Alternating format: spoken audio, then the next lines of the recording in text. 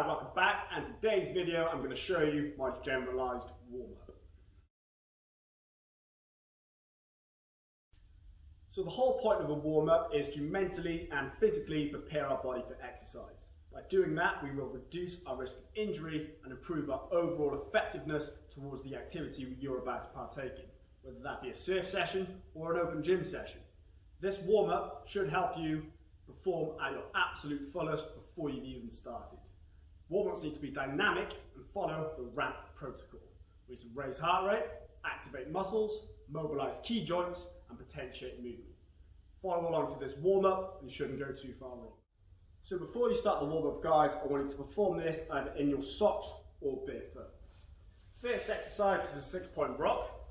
So you can have your hands out in front, gently sit back onto your heels, trying to get the head down in between your elbows. You can bring your fingertips up to increase the stretch, aiming to feel for a stretch in that middle part of your upper back. From there, you can bring the hips out, have a slight wiggle side to side, a big stretch coming down in front of your stomach. We're going to go for around 8 reps, just rocking back and forth. In this position here, what you can do with the fingertips up is just drop one elbow down to the floor, look to the opposite side, and feel a stretch coming down the side of your back. After that, we can move into our arm swings. On all fours, what we're going to do is bring the right arm underneath the left, swing it up towards the sky, following that hand through with your right. Aiming to reach around a bit further each time, stretching off the chest and upper back. Go for around 8 reps each arm. Again, just really trying to reach around, look further to each repetition. Next up is our rocking adductors. The adductors are the inside parts of your leg. If you do a lot sitting down, these tend to be quite tight. Getting your knees outside shoulder width, you're going to take one leg out to the side. As you can see, I'm gripping the floor with my foot. You're going to gently sit back onto that heel, keeping the hips square. Just rocking back and forth, 8 reps before changing legs. Aiming to stretch off this inside part of your leg. If you want to increase the stretch, you can bring your foot further up towards your shoulder. Just get that knee a little bit wider. Staying around the hips, we're going to aim to stretch off our hip flexors. Call this the Eureka stretch because when you actually get yourself into the stretch, it's quite sharp and intense, but generally really good for that relief. Get our knees into 90-degree angles, both up and down. We're going to drive our toes through the floor and the back foot. We're just going to push and tense our hip forward and then reach over on that same side. Aiming to stretch just in this part of your leg here. If you're leaning too far forward, you're not really going to feel it. And if you've got your legs too close together, again, you're not really going to feel much of a stretch.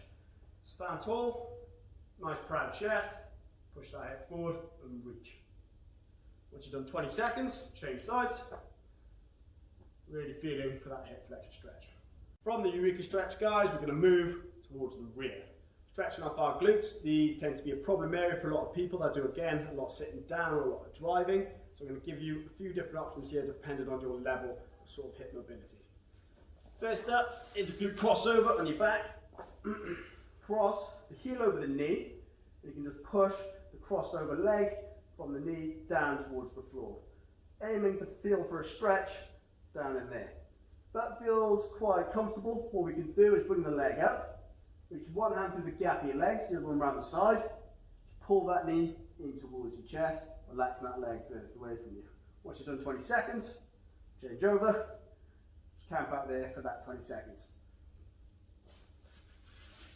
Level 2 is a pigeon stretch. So take one leg back behind you, have this leg at a 45-degree angle underneath your chest, and then just sit back, aiming to walk yourself, feeling for a stretch, coming again to that glute muscle. To increase it, just walk around either side. You might find one side being a bit tighter than the other, but that's okay. To increase that stretch, what we can do is bring the leg straight up underneath your chest and get that chest right down towards the floor. Again, just walking out, finding different areas of tightness. 20 seconds either side, hopefully your hips should be feeling a little bit looser. Moving on to the hamstrings, we're going to go for a leg swing. So lying down, you're going to have one leg straight, the other one bent. You're going to curl your toes towards you, and then just kick that leg up towards your shoulder. Once you've done 8 reps, Change legs. So a nice big stretch going down your hamstring, aiming to get that foot further back with each swing. So from the hamstrings, we're going to go to the lower back. So the arms out to the side, keep your shoulders flush down to the floor. Slightly easier version of the stretch is to keep your heels down, and then just drop those knees side to side, maintaining control. If you want to increase this stretch, just bring your knees up towards your chest. Again, keeping that control and your shoulders down. Drop those knees down side to side. Go for around 5 reps each side, go for 10 in total. After that, we're going to activate the posterior chain by using the glute bridge, so aiming to fire up our glutes and our hamstrings. Drive your heels into the floor, curl the toes back towards you, and you're just going to drive those hips up towards the sky. Hold for 2 seconds at the top, then back down, then just drive up, aiming to contract all through your glutes and your hamstrings. We're not aiming to drive back up onto our shoulders and extend to the lower back, just to keep everything nice and level and have one straight line from your knees all the way down to your shoulders. Go for around 10 reps, so now have a nice big fire and engagement all through that area there. So the last one on our back, we're going to fire up the core. To do this, we're going to use an alternating Deadbug. So with your legs in a squat stance and your arms out in front, we're going to take the opposite arm to opposite leg. So right arm, left leg, left arm, right leg. Go for around 10 reps, so 5 each side, aiming to keep the lower back screwed into the floor and also concentrating on that breath. Back over to our front, we're going to go into a grasshopper stretch. So easiest version of this is to have your knee down on the floor, bring your knee out to the side, and then just wiggle through that hip joint. To increase this stretch, bring the knee up off the floor, keep a nice straight leg. Again, keep wiggling, going for around 20 seconds each side. So once you've done 20 seconds, switch over and repeat. So the last exercise on the floor is going to be a shoulder tap. Getting into tall plank position, you can have your hands underneath your shoulders in line with your chin. You're going to suck your belly button up into your spine, and you're going to tap the opposite shoulder, aiming to keep the hips as square as possible. If you're not quite sort of engaged with the core, you'll end up sort of rocking these hips back and forth. It's really important, suck the belly button up, tense your cheeks, tapping the opposite shoulder, going for around 6 to 10 reps each arm. You feel it in your core and your upper body. If you have the strength, you can then go into a press up. So same thing, have your hands underneath your shoulders in line with your chin, and then from here it's really important we fold the elbow pockets inwards. Then as you go down, you should have a nice arrowhead shape coming through the upper back. Try not to let the hips drop into the floor or have your head too far up. Nice straight line, bit of a round in the upper back, coming down, going for around 6 to 10 reps. Last but not least is the bodyweight squat. This is a very good exercise that can help expose any areas of tightness of your joints, such as your ankles, your hips, or your upper back. But today we're just going to focus on the technique.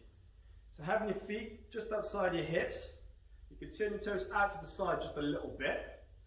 We're going to screw our toes in towards the floor, and we're going to break at the hips first, staying strong through our stomach. Have your hands out to the front, and then just sit back onto your heels, aiming to get those hips down below the knee joint. Perform about 6 to 10 reps, and that way we're good to go. That's the end of the warm-up, guys. Feel free to use this before any surf session or any gym session. Thank you for watching. Leave any questions or queries in the comments below and I'll get back to you shortly. If you're interested, I'm going to be uploading more videos and tutorials about how you can improve surf performance through gym pose techniques. Enjoy, guys. Have a good one.